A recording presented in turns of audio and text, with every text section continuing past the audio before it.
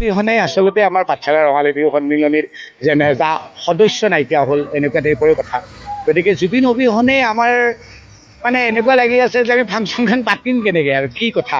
গতিকে আমাৰ অকল পাঠশালা বুলি নহয়, গোটেই অসমতে সেনেকুৱা অৱস্থা বুলি মই ভাবোঁ যে জুবিন অবিহনে কেনেকৈ ৰঙালী বিহু সন্মিলনী পাতিব।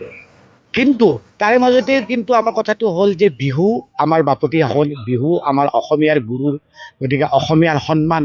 গতিকে আমি বিহুটো তাৰে মাজতে এৰিব নোৱাৰোঁ আৰু বিহুৰ থ্ৰুইদিয়ে আমি জুবিনক আমি শ্ৰদ্ধাঞ্জলি দিব লাগিব। গতিকে আমি তাৰে মাজতে সৰুকৈ হ'লেও বিহুৰ এটা প্ৰচেষ্টা কৰিছোঁ।